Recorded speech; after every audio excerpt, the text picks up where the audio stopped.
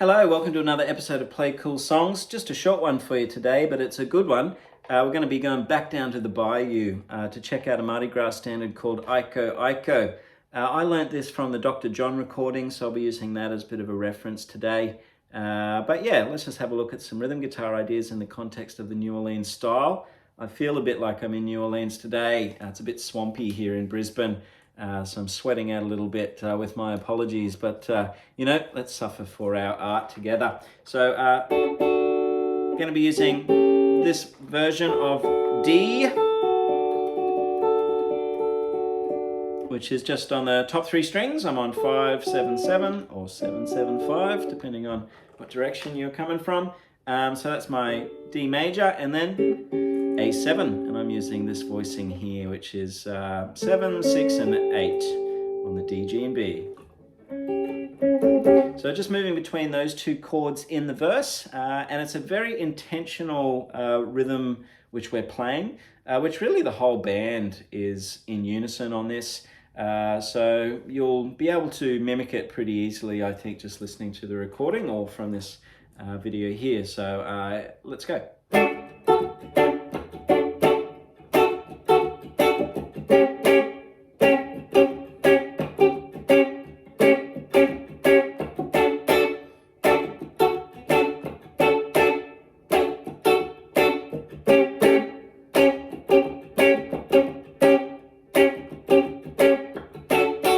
Okay, so really that's the signature of the song, is that rhythm.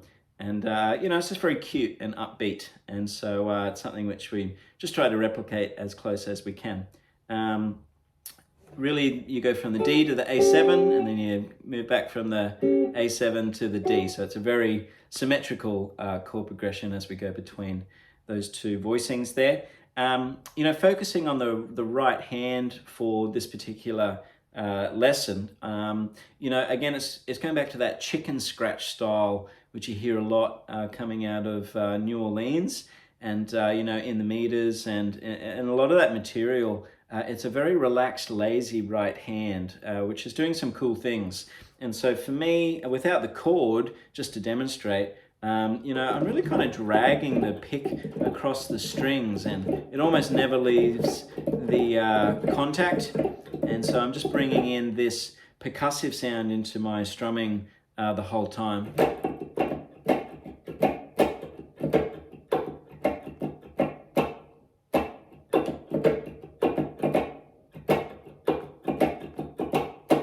Right, so again, you can hear the rhythmic figure just in the right hand there without, the chords involved at all. But when I bring in the chords, that percussive element is still a feature.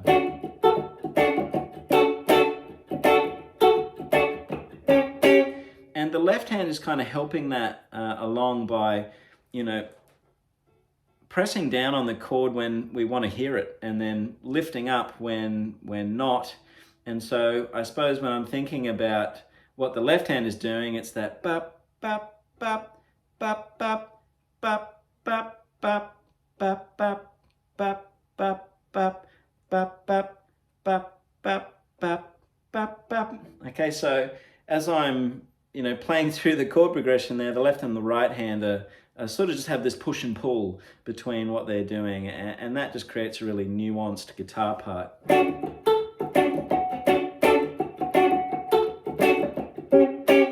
Little imperfections, or just these little moments of harmonics and scratching and percussion, and it's all just coming together to create something which is, I don't know, deceptively relaxed and cool, but there's a bit of detail in what we're doing there.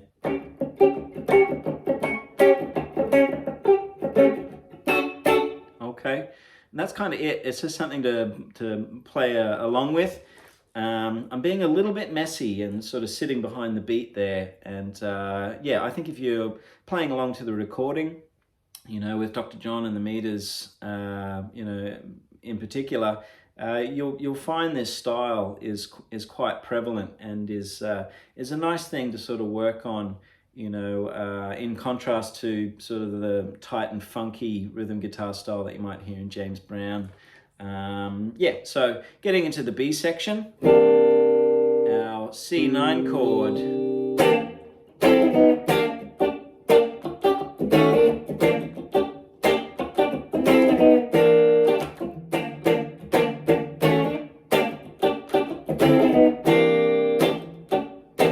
Now, to be honest, I haven't listened to the original recording in a long time, so I'm not quite sure exactly what they're doing there, and that's not really the point of this channel.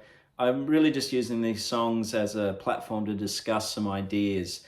But, you know, in the moment, I'll be coming up with something on that C9 chord that works, that's in time, that fits in the groove, and I'll just commit to that, you know, for that particular event, you know, the performance of that song.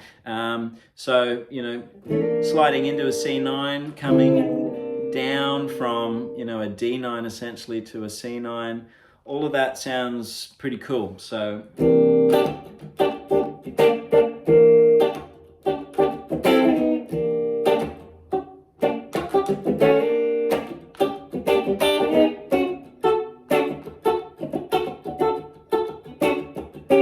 okay, and then we're back into the part A section there. So really it's not about me in that moment. There's a very cool horn line which is happening there. So really I'm just kind of laying it down so the horns can wail over the top of that.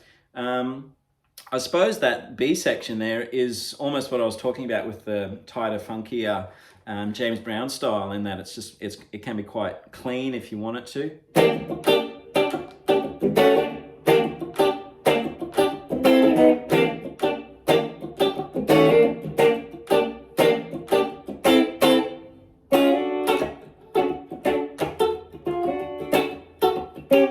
And then you can, you know, get loose again with the verse chords there.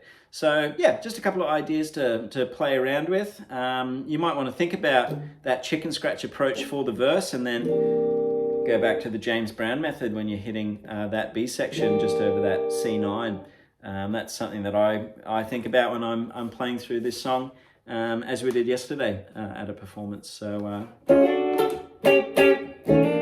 that's all you need to know. You got your D, your A7, and your C9. So have a bit of fun with that. Have a listen to the original recording, bit of a play along, and I'll catch you for the next one. Take care. Bye.